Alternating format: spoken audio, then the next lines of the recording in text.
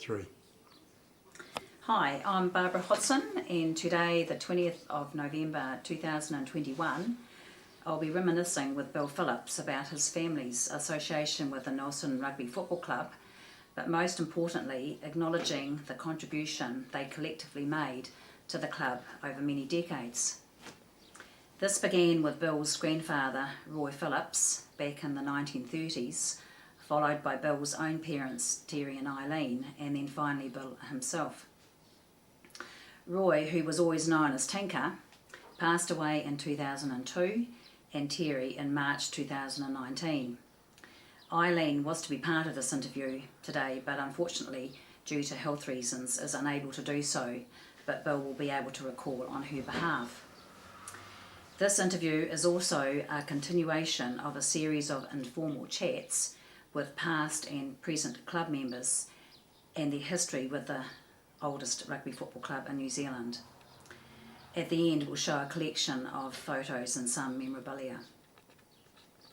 2, 3. Right, Bill. According to the Nelson Rugby Football Club's 100-year Bible, which is what we refer to it, your grandfather Roy Phillips records his first appearance in the 1932 Senior Championship winning team. But before we talk about his rugby history, could you just talk briefly about his family origins, what he did, who he married, and what siblings he had? So Mum did a bit of research and found out that Roy was born in the North Island in Wanganui, and a large family. There was 9 siblings all up, and I think about 5 brothers, and 2 of them, Roy being one of them, had their own building business. Okay. But all the sons were builders themselves. Okay, because I remember meeting Norm many Yep. years ago, Yep. Norm and Ethel, yeah. Yeah, so they were all builders, and 2 of them had their own business. Okay. And Dad briefly worked for Granddad at some point before he went out on his own. Okay. Yeah. What age was he when he actually came to Nelson, do you know? Well, I think he was quite young because they records show they lived up Tortoise Street for a bit and went to Hamden Street School. Right, so the family did all live here? Yep, Yeah. yep. Okay. Yep. So I don't know why his parents might have shifted, but he was here from quite a young age. Yeah. So his father was a builder as well? I think so, yes. Yeah. So lots of builders around. Yeah. Yeah. So they did lots of building around the Nelson area for a very long time. Okay. Yeah. I think Terry actually, or might have been Tinker, maybe Terry, I think built the house that Mum and Dad lived in Carway Street. Your mum and dad? Yeah, yeah. I have a feeling that Terry might have built that one, but Okay. Tinker, I don't know. Yeah. Yeah, not sure. So who did Tinker marry? Faye Merritt. And she was a Nelson woman. Yeah. So there's lots of Merritts that have been involved in the rugby club. And Faye's mum, we always called her Nana Blue Skies because she always came to Nelson from the Blue Skies in a plane. Oh, okay. But she's buried out at Walker to Walk, where Brian might have come across the headstone. So every now and again we've gone up there to clean the stone up and take some flowers up to the top. So that's Faye's. That's Faye's mum. parents. Okay, right. Yeah, I don't know anything about Great Nana's husband. Right. No. So Don Merritt is Faye's brother. Yep. Okay. Yep. Bill, part of that Merritt family. Apparently one of the Merritts drove the first taxi ever down Trafalgar Street when they were first introduced. Okay. Yeah. Yeah, Mum just told me that recently. Right. Yeah. Yeah. Yeah. So he had how many kids? There was Terry. Terry, Barry, and Auntie Janet. Okay. Yeah, so 3 kids. Yep. And ironically, Dad ended up in the building industry all his life. Yeah. And Barry was a builder as well. Okay. Yeah. And Jeff, my cousin, Barry's boy, he's been in the building industry for a long time as well. So it's a long trail. So, because I went to school with a Christine Phillips. Now her father was a builder as well. So are they the same Phillips or connection? I'm not sure about that. No. Just trying to think what his first name was, but Yeah, no, I don't remember a Christine Phillips. Okay. No. So I realised for both you and your mum that Tinker's playing days were obviously well into the past by the time you both came onto the scene, but do you know or recall when he actually began playing for the club? What position he mainly played and his ability? So do you know anything about that? I mean, we've got his first appearances in the 1932 winning team. Yeah. So apart from that, I haven't been able to find anything else on the research that I've done. And I think he might have been a forward, but that's a bit of speculation, really. Yeah. Yeah. You don't. And my gut instinct says he was probably quite fiery on the field because he was fiery off it. So why wouldn't that be the same? But apart from that, no. I didn't get any information from Dad about Roy and his playing time, so totally unsure really. Unless at the clubrooms there's some older photos on the walls, but my greatest recollection is that 1932 one in the 100th Centenary book. Yeah. I would think that Tinker's biggest contribution to the club, along with a huge assistance from Terry, of course, was the building of the new club rooms. So that would have been his biggest, probably most important. He kind of, without him spearheading that, it would have, well, who knows, but did he ever get involved in coaching at all that you're aware of? Tinker? Yeah. No. No. He did follow Dad a little bit in his playing days, but I haven't heard any stories of Grandad doing any coaching. No. So when they built the club rooms, Grandad was like the overseer and organised all the workers, and Dad was one of them, and they gave their time freely. And out of that, I think there was a note that said out of meritorious service they were both given life membership. Oh, okay, yeah. That was in '53, I think, when he had that. Yeah. I personally didn't meet Tinker until he was well into his twilight years, so I think I went up to his place and cut his hair when he was, But from what I've heard passed down through the years, that he was quite a character. I came across a write-up about him in the Blues News when he became patron of the club at the time Don Fowler was president during the mid to late 1980s, and this gives one a sense of the sort of antics he got up to. So I think it's fitting that you read this, Bill. Sure. I've typed up a copy as the original was looking tired and hard to read. So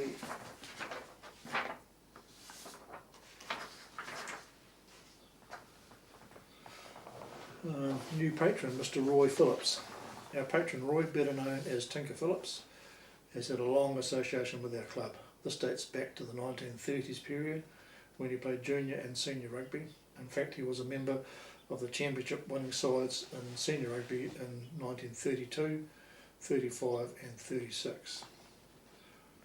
A great and voice for a supporter of our senior teams in the 1950s and 60s, and was generally known as responsible for coining the phrase bunch of lollies when the team needed revving. A regular supporter of the then proprietary of the Dominion Hotel, Jack Kennedy, a publican with real verve, he led too many escapades. Not the least of these, a bet was placed between Jack and Tinker that he could not catch Jack's horse Razzle and bring him to the hotel. Razzle held on a paddock in Stoke, some miles away. Tinker set off in his Ford V8 with his friend Bert Langrope. After securing the horse, he proceeded to lead the horse right to the front door of the Dominion Hotel. Surprises there. Meanwhile, Bert, who had never driven a car, let alone hold a licence, somehow brought the snarling V8 back into town. All this after an extended Sunday school. Imagine that exercise being held today. In 1951, Tinker, a builder, was in charge of construction of our clubrooms, putting in many hours of voluntary labour. He held a similar position for the first extension to our rooms. He was elected a life member in 1954. Would never let on, but from inside information received, he feels deeply honoured and proud to have been elected as patron of the club. Very cool. So I'm going to ask you, and only if you want to share it, is there a standout memory from Tinker's repertoire of tricks? I know Eileen had one, but I can't recall what it was. Okay. But so if Well, when he was at living at 241 Vanguard Street, and I would have been under 10. Most Sundays we would be up there, and there'd be flagons of beer everywhere. So it was Auntie Shirley, not Auntie Janet. Auntie Shirley was the sister. She would be there with John and Barry and Margaret, and all the cousins were there. Me and Cheryl were there. And every time we went there, Grandad would always say, "How is the Chinaman, Billy?" And I had no idea what to say. I just looked dumbfounded. I go, "I don't know, Grandad." And he'd do that thing where you look down and he'd tuff your nose. And then he said, "I'm going to make you the best boxer in the country. You know that, don't you?" And again, I didn't really know what to say. And then I'd be away playing with all the cousins again, you know, while all the adults were having a few beers for the afternoon. And that carried on for a number of years, that I was going to be the best boxer in the country. Yeah, okay. I wanted to play rugby, but I don't think I wanted to be a boxer. But he always had me on about that. Okay. Was he a boxer? Or just handy with his fists? Or He might have been handy with his fists after he'd had a few beers in him, but I think he was a bit of a scrapper from what I hear. Yeah. But Auntie Shirley's boys were boxers. Okay. So that's in the family. Yeah. And Philip was one. And I think that either Philip himself and or the other brothers were national title fight holders in their weight division at some point. Yeah. And interestingly enough, Barry Galbraith, who I've had a long-term friendship with from years ago, I think he's fought my cousins at some point as well. Yeah. Because Barry was a Golden Gloves boy and that's right, he was too. national title fight holder and stuff like that. Yeah, so he was a pretty prolific boxer. So yeah, there's been boxing in the family, but on Auntie Shirley's boys' side. Yeah. I can't stand the sport personally. I just don't. I want to move on to your dad, Terry, now. Who you could say assumed probably an even wider variety of roles within the club for many decades. Can you tell me, I would have asked your mum about Terry's earlier years. Was he born in Nelson, what schools, and his work as a builder? But she's not here to recall it. So, and where they met? I think they met at a dance. Okay. And legend has it that Dad was the life of the party, and was taken with Mum because she was a really gorgeous young woman, long blonde hair, and the rest is history. Yeah. So the Nelson Club would have played a big role in their courting days, I would think. Yep. Yeah. Absolutely. Because they were together before. Dad was still playing rugby before they got married, and then post getting married. So often Mum would be at home with us young kids while Dad was away, either playing in the Nelson Club or playing in the rep stuff. Right. Set and Shield against Coast or Buller or Marlborough or something like that. Or in the 50s, the Nelson Club had lots of times going to Hokitika to play Kiwi, and with some reasonable success down there. Yeah, and Dad always said that they were the best hosts he'd ever had, and he made long life friends lots of the players. Yeah. And they put on the best feed. yeah. Those country places usually do, don't they? So the earliest team photos of Terry that I could find in the Nelson Rugby Bible were taken in 1946, so he would have been 14 years old. It's the winners of the 4th grade 7-a-side, and the other is the winning 4th grade championship team.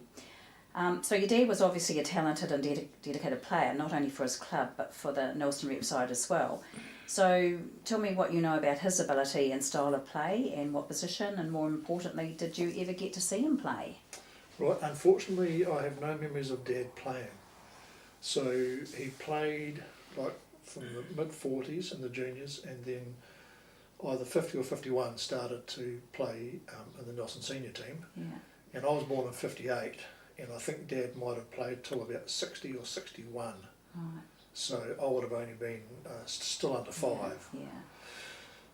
Yeah. So I never saw him play, but have lots of photos of him playing in the 100 Centenary book and stuff like that, and photos that you've got. He was a hooker all his career, from what I can see.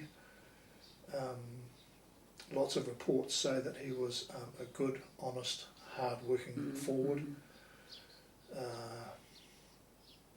When it came to rep rugby, because he played quite a few rep games for the province, there was this other fella, I think he might have been in one of our boys, a fella called Simpson, often got picked ahead of Dad. I've talked to Mum about that, and she said, well, yeah, that was quite true, but she said lots of people across the board used to think that Dad was the better rake.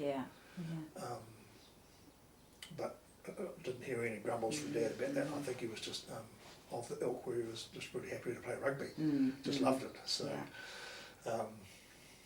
some of the photos sort of looked like he wasn't too far off the ball, following up, when there's broken play in the back line and stuff like that, and those things are quite precious to be able to see him actually playing in photo form, but I never saw him play.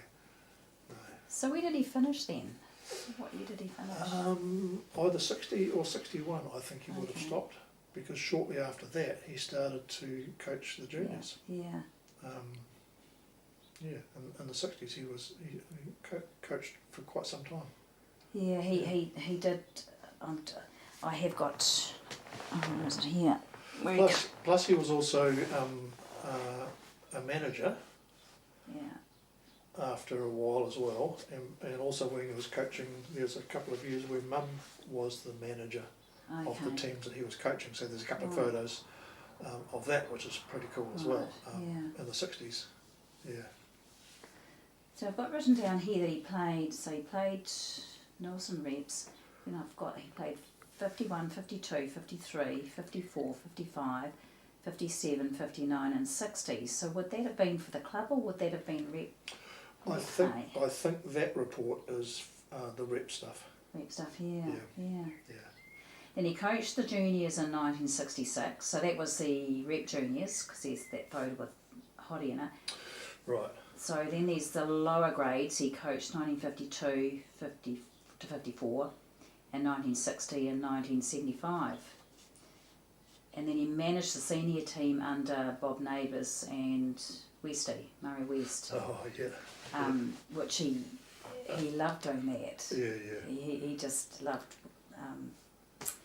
being there with Bob and Westy. I remember him reminiscing about that not that many years ago. Yeah, I can imagine he would have been right into that.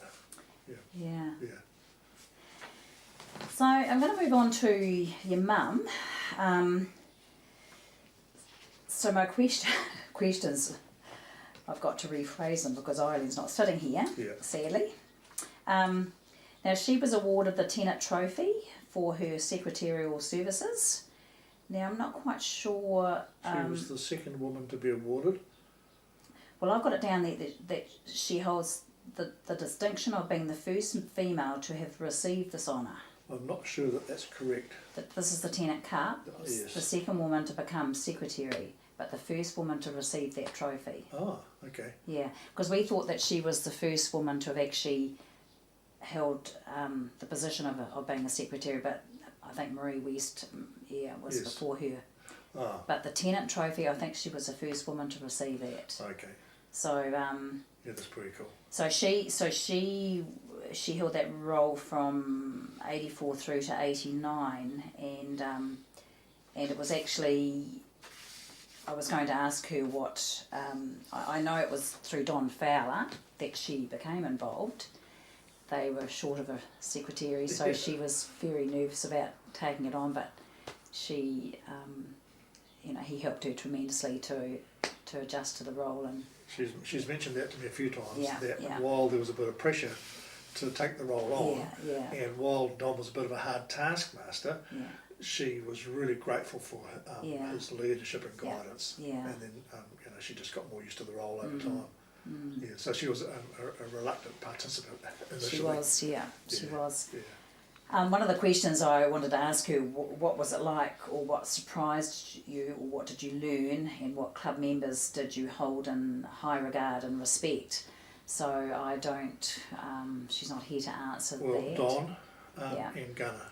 Gunnar, okay. In later years, she had a lot of time for Wayne, Yeah, and he would often escort her to the car after Yeah. meetings and stuff like that. And he was just a gentleman, so she was quite taken by that.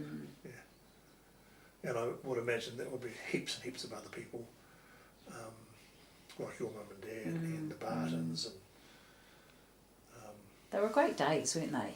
they were huge times. Yeah, yeah. Big part of our lives, really. It was a huge part Yeah. of daily living, being involved in the club in the winter. Now he did go on one of the tours, didn't he, to Australia? I think he might have gone on the second one. Did both Eileen and Terry go on that second one? The first one they went was in 1970, but there was another one towards the end of the 1970s. Is this a club tour? This is the club tour, yeah. I'm not too sure about those ones. I know that Yeah. they did the original Hong Kong Sevens, Okay. and they also did a tour to Australia. Right. That was Dennis Young did it, I think. So that was the All Blacks, That the All was the Black All tour, Black stuff. yeah. So I'm not too sure Yeah. about the club stuff. Although I've just got a picture of some photos that had Dennis and Nancy Waring in it. Okay, So that yeah. might have either been the All Black tour or the club Yeah. stuff. I'm not quite too sure. And Roddy and Etalina Soman, I think, were Yes. part of that tour. And I think that my Uncle Steve in Valma might have gone on one of those tours as well. I would have loved to have done an All Black tour. Yeah, yeah. Right, Bill, I want to talk about you now. You tell us about how you became involved in playing for the club. I know there's a bit of a story behind that. I think me and Was- Philip Marshall Yeah. walked from Victory Square down to the clubrooms to register. And the next big memory is playing in the 8th grade, and Dad just handing me these rugby boots one night Yeah. and said, "Oh, your training starts tonight." And I said, "Oh, what for?" And he said, "Rugby." And I said, "Oh, where is it?" And he said, "Down there," because we lived in Jenna Road, the house that Dad built, Yeah. Yeah. and the training was down at the Nelson Intermediate School. Okay. So, and I said, "Oh, what time?" He said, "Oh, now." Oh, so I duly went down and put my boots on, and they fitted really well. Yeah. I think they looked like they were second-hand ones, and there was the square toe. Right. Okay. And started playing rugby, I guess, in the 8th grade. So you're about Yeah. 8 years oldish, 8, 9 years old. Were you happy to do that? Were you happy to play rugby? Well- Did you feel pressured, or Well, I don't think I felt pressured. it was just the expectation that you would do it? Yeah, there was an I suppose? expectation that I'd do it, and I think even at that age I loved rugby. Yeah. I can remember being at intermediate and being in town in Nelson and going into record shops and finding the old LPs of Winston McCarthy commentating on rugby Yeah. and asking the attendants to put the LP on so I could listen to it. Okay. And then they'd stop it and say, "Oh, you have to go now, son," because that's all I wanted to do. Yeah. And I'd go home and tell Mum and Dad about this. Yeah. I think I was really infatuated with rugby, Okay. and the club and the All Blacks. And Colin Meads was my hero for many, many years when I was a real young fella. Yeah, so played with Philip, played with your brother Peter, Yeah. and all those guys around that area, Donald Fry and Yeah. Hodgson, and yeah, heaps of people that up in Marno Street and Matavai Terrace, and all around that area. So did Terry coach you at all? He coached me. Well, he taught me how to kick goals. Okay. So he was a hooker, and I played lock in the club. And when I played a couple of rep seasons, I was always a prop because Peter was the lock and the rep stuff, Okay, and so they were just a bit bigger than me. So I ended up being a prop. But Dad took me down to Nelson Intermediate time after time after time and taught me how to kick goals. So that's really unusual, isn't it? Because Very. yeah, It'd always be a fullback or a winger or a first yeah, it was five or a halfback that would kick the goals, and I had the same sort of style as Fergie McCormick, straight up and down, the square toe. Yeah. And I apart from my last season, I think when Terry Hodgson was the kicker for the Nelson Club, all the way through I was the goal kicker. So I'd trundle up as this lock. Yeah. And get the ball, and I remember one ref saying, "Oh, what are you doing, son?" I says, "I'm going to kick the goal, sir." And he sort of gave me this funny look, and so I placed it out with the heel and kicked the goal over, and he blew the whistle, and it was like, and all that's because of Dad's coaching. Yeah. So he was really patient and solid, and took me through all the steps and everything. I had an 8-step run up, and I, as a result of that, popped a few over from halfway in my time as well. So when you think about it, you know, the forwards got more grunt. That it makes sense, you know, they're going to maybe kick further than a spindly fullback. Yeah, no, that's... yeah, so he was really dedicated, and I don't know why he did that, but it happened. Yeah, and in 1969 I won the Johnny Nelson Kicking Cup. Oh, okay. At the club day. Yeah. So you compete right across pro rata with I understand. Yeah. from juniors to seniors. So Yeah. I've still got the little badge from Fred McCormick, who shook my hand. Never forgot it. Yeah. What would your father, like after watching a game, was he a harsh critic, or as a mentor? How did he come across? Was he? Well, I don't remember him watching me play much, but he was firm but kind, and he wasn't a ranter or a raver as a coach. Steve Garge can attest to that because he coached Steve for a bit, I think. He was a quiet, unassuming coach who had lots of method about his business. Yeah, that's what I remember. And he never really changed, did he? He was always, you know, quite a bit to do with him in the later years, because I used to cut his hair as well. But yeah, just a very quiet, unassuming guy. Yeah. I never saw him lose the plot, so to speak. So you obviously still take pride in being a Nelson Rugby Football Club supporter, and absolutely. And no more so than when you purchased a specially designed signet ring commemorating the club's 150th, which we will have a look when we show memorabilia at the end. So we were lucky to hold that 150th, as it turned out, in September last year.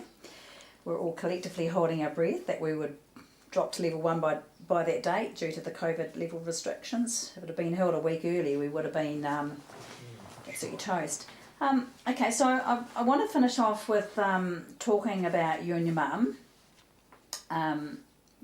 with your other sports and hobbies that you both achieved success at. That was in between following the rugby fixtures and ties to the club.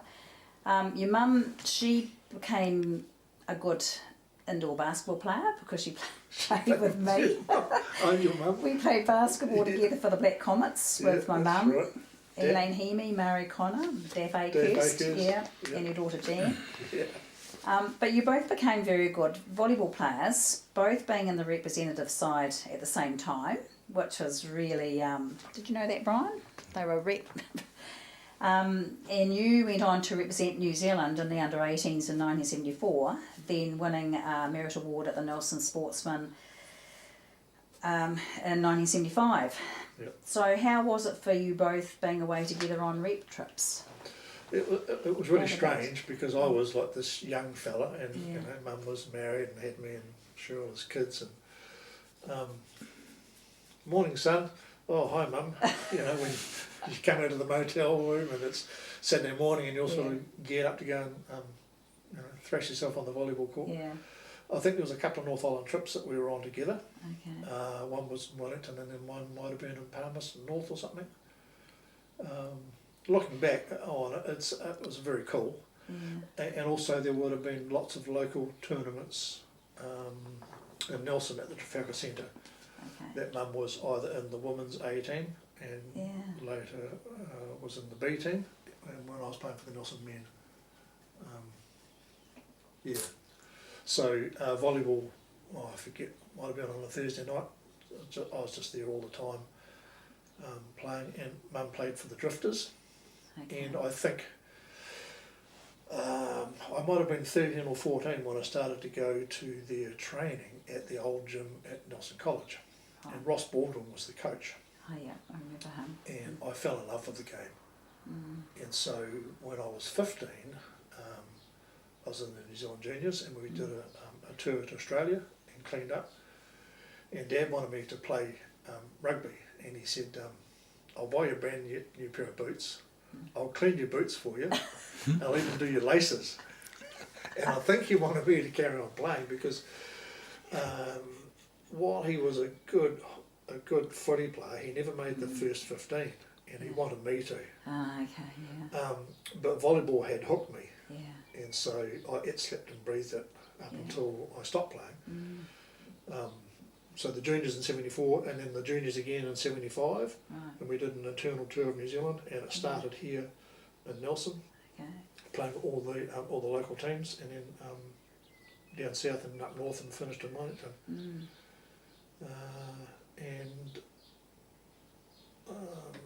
So at 16, I think I'm in the Nelson senior men's team. Mum's probably playing in the Nelson women's B team, still going to national tournaments. So what age would she have been when she was doing that Oh, then? she would have been like in her mid to late 30s. Okay. Yeah, she's just a trooper. She was Yeah. real keen and real solid player.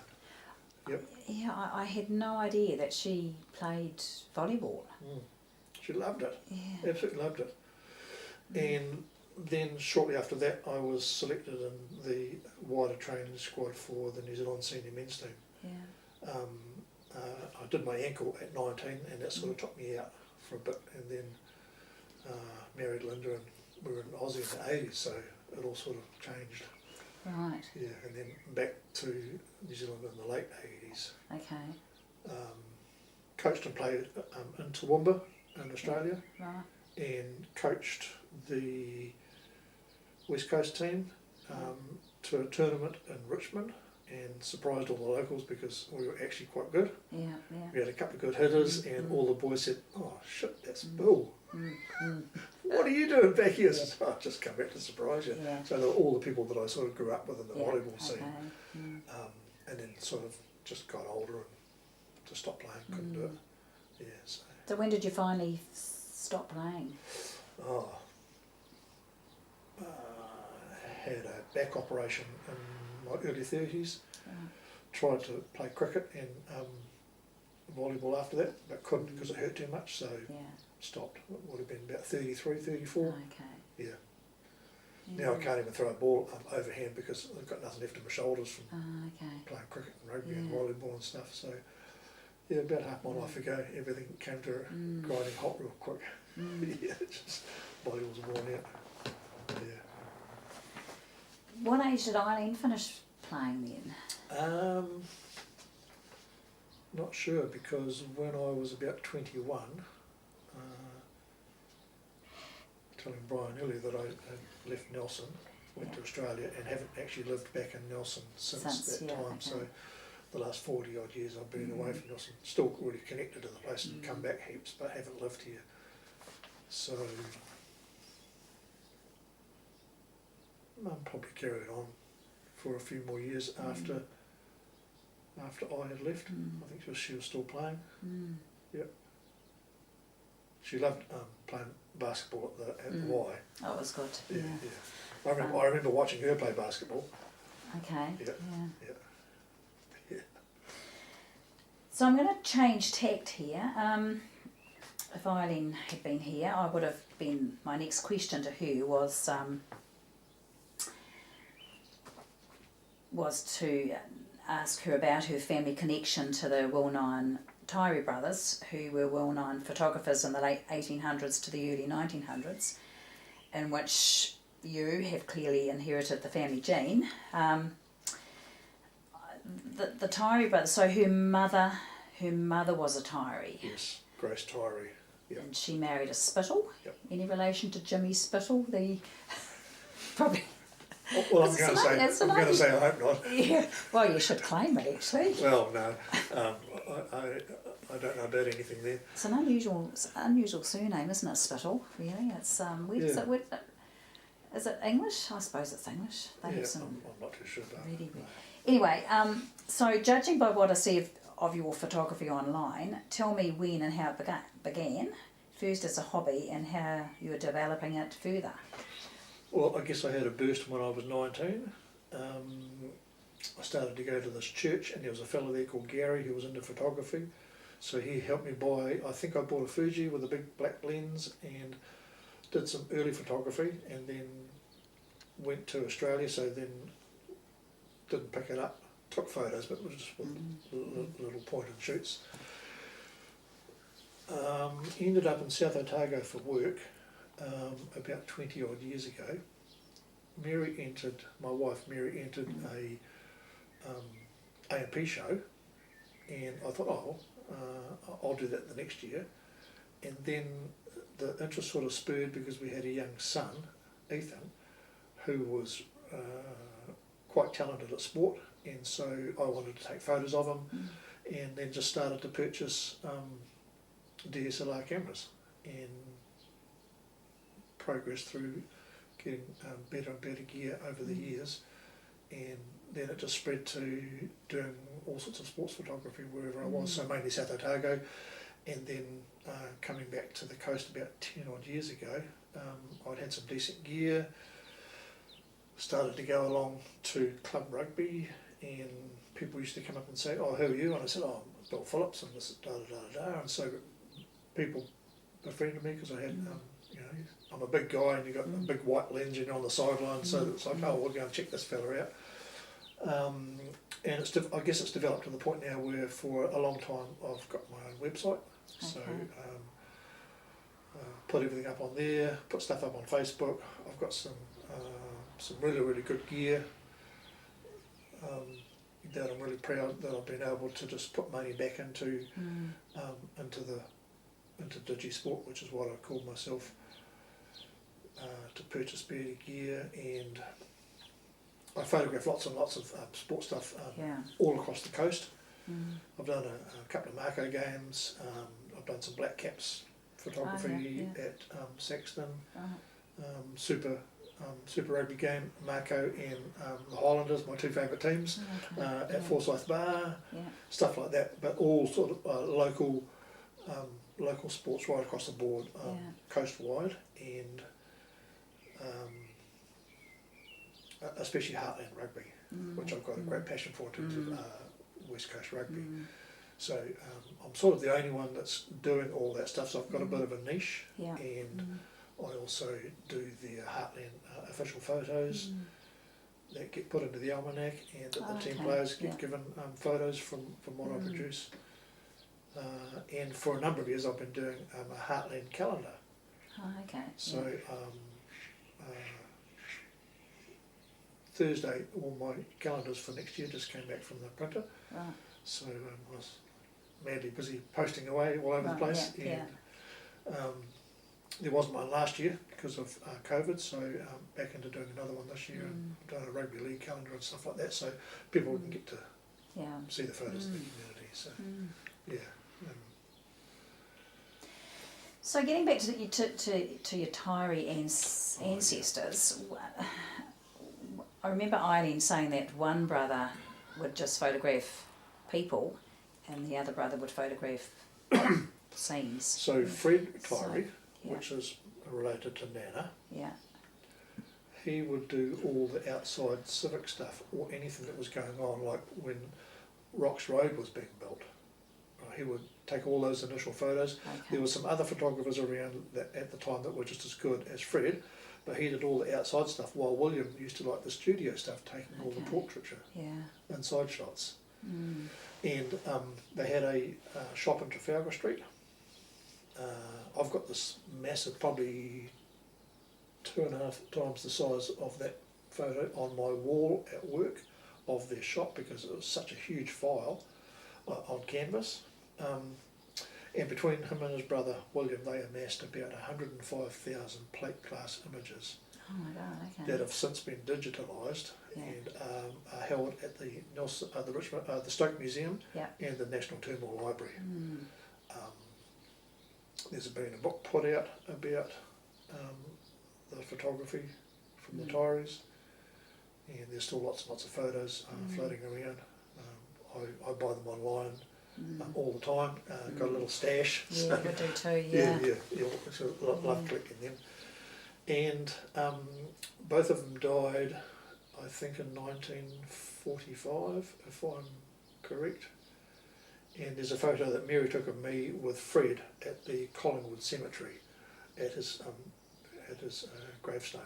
Oh, okay. When we had a holiday at the Collingwood Motor Camp one year. Yeah, so he's buried there, and I think William's buried in Sydney, in Australia. Okay. Yeah.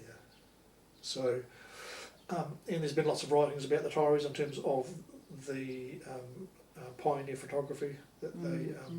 Well, they were, weren't they? Every photo had the old Tyree. Yeah, the Tyree logo, or the handprint white print at the bottom of a photo. Yeah. And I think at the museum at Stoke, there's a whole raft of photos that you can go and view. So you have to wear the white gloves and take the trays out and have a look at them and just handle them carefully. But you can purchase photos there. And so they've got like all the streets around Nelson and all the civic things that happened, all the new things that were happening as the country was developing in the 1800s. They were out there snapping it. Yeah. Yeah, it's a huge history. Yeah, very proud of it. Yeah, and they reckon that the Tyree Plains down South Otago was spelt T-Y-R-E-E, but it changed to another spelling of Tyree, and I reckon it was connected to the Tyree photographers. I've heard that years ago. I don't have much truth in it, but. Well, that was quite common back in those days. If it was misspelt, they never really corrected it, did they? Right. Yeah. That was quite common. Right. Because I know with my maiden name, Bryden, there was an E on the end, or there might be an E-N, and which makes it really hard if you're trying to track your ancestors. It would make it very hard, but that was quite common in those days. They just left it as it was, right. And the legend grew. Yeah. Well, thanks so much for sharing that. That's very interesting, and it was great that we finally got around to doing this. Just a shame Mum couldn't be here. But, absolutely, an absolute privilege to be doing it. Yeah, and we'll show some photos now anyway, and talk about these photos so people can put faces to the names, and sounds great. Got to see your cap on. And Absolutely. Thank you. Okay, thanks. Cool. So this is the earliest photo we have of Tinker, back in 1932, playing for the senior team, winners of the Senior Championship Cup. Little John Shield, holders of the Hay Cup. So this is a photo of Roy. He's out to the side here to the left.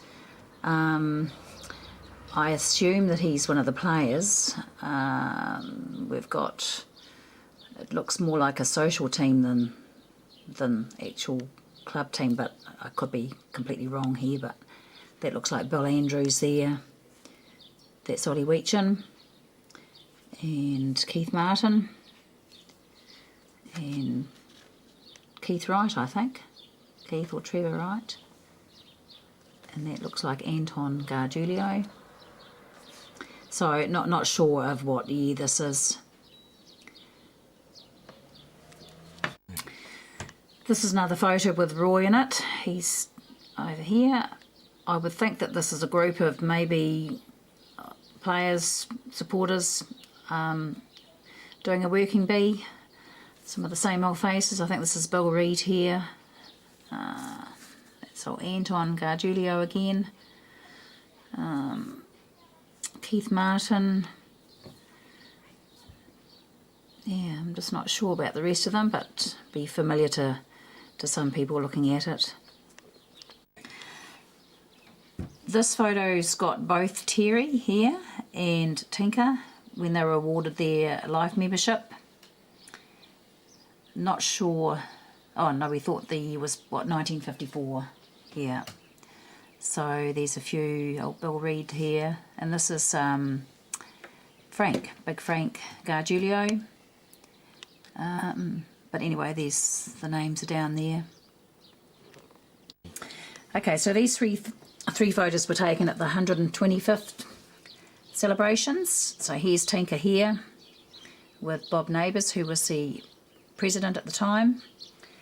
Now I'm not sure who these two gentlemen are, and there's Tinker and yeah, cutting the cake. So that was for the 125th back in, gosh, in the 1990s, wasn't it? Think about it, or 2000. Right, so we're on to Terry now. So this is the first photograph, earliest photograph. We've got a Terry in the 1946. It's the winners of the 4th grade 7-a-side shield. So the names, you can see the names down here. He would have been probably about 14, 15. Yep. Okay, so this was taken the same year. This is the winners of the 4th grade championship, and this is Terry at the side here. Okay, so this is the senior team in 1960. Sorry for the viewer, there's a bit of graffiti on this photo, but here's Terry here. They were winners, this is winners of the Crawley Cup. And my dad, he's here. Some well-known faces in this team. D.B. Fowler, who's still with us today. Tommy Sharland. But so many have gone, sadly. Okay, so this photo is in 1966 when Terry is coaching. This is him at the side here. This is the junior representative team, winners of the Ryder Cup. My husband's there, or Hoddy, D.B. Fowler. And there's a few faces that are still around today. So we're just going back to probably 1949 when Terry was actually playing. This is him here. So it would have been the senior team, I would think. There's my dad, Alan Bryden, Noel Barton. I think that's Leon Gargiulio. Look. And Keith or Trevor? Which one do you reckon? That's Keith. Keith, yeah. Okay, so this is a photo of Terry. It's not rugby, but it's he obviously was a very good rower. So this is back in 1951, maybe. But anyway, I'll let Bill just fill you in on some details on the bit of rowing career that he had. I've got a few programs of Dad when he's been away at regattas. He was considered a good rower. And there was a bit of a story when I went along to the rowing club as an adult and dropped Terry's name in it. They thought I was the prince for the day until I got out into a 4 and was rowing along and then tipped myself out. I got the oar stuck under my ribs and flipped myself out of the boat. So Dad had egg on his face for a few years after that one. But interestingly enough, Bill Reid from the club is the coach in the middle of the photo there. And we've got Mr Sutton and Atkinson at the right, and Hadfield at the left, Andrew, the Cox, and Dad at number 3. So who's that? That's Andrew, who was the Cox. Yeah. Okay, so these two photos were taken at the 125th celebration. So here's Terry with my dad, Alan Bryden, who were great mates for many, many years. And this one here is Terry and the guy Hammond and Ray Pawson and Tommy Sharland. Everybody looking so well. Okay, so this photo here is of the life members at the time. I reckon probably round about 2010, 2009. And there's Terry here. And there's Dilly Senior and Dilly Junior. Westy, Goody, Guy Baxter, Gary Stewart, Ted Anderson, Debbie Fowler, yeah, and Dad. Okay, so here's a rear photo of Eileen when she was secretary and Terry was the manager at the time. And this was taken in 1987. There'll be a few familiar faces there for people looking at this. So here's Mum, number 3 in the Nelson Women's A volleyball team. They would have gone away to play in the Nationals, and so that's probably when I was about 14 or 15. So here's Mum in the Nelson volleyball women's team again. I think this is a B team that they went to Nationals, so Mum is bottom row left, and next to her is a long-term friend, Daff Athurst, and we have the coach, Mr Simpson, who at the time was president of the Nelson Volleyball Club. So this would have been about 1975-76. Okay, so we're going to slot this one in amongst it all because we thought it was such a great photo of Terry, obviously at a training run, and he's a rep training run, wouldn't it be? Yeah. No. And this is old Noel Barton, who was a great member of the Nelson Rugby Football Club. So this would have been back in, hang on, let's turn it over. Oh, it doesn't tell us. Anyway, there's Maury Brown, Peter Egan, Keith Baker, Terry, S. Bryant and Noel Barton. So I would say probably the 1950s, you reckon? Yeah. So here's a program from 1956 with South Africa playing the combined team, and Dad was reserve hooker for this game, and in those days you didn't do any subs, you only went on if somebody got injured, so Dad didn't actually play in this game but was on the reserves, and lots of his buddies were playing. Noel Barton at lock, Egan at prop. Yep. Great. So here's the Nelson Rugby Club under 15 team from 72, where we won everything that season, played 9-1-9. Here's my long-term best cobber, Philip Marshall. Here's me in the back row.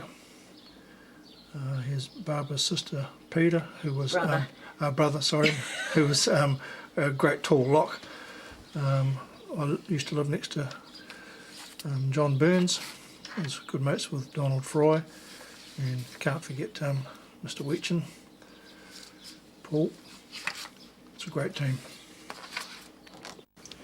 So here's me, number 12, in the 1974 New Zealand junior volleyball team, went to Australia and cleaned up. We had Neville and Api, those guys were in the senior men's team at the time.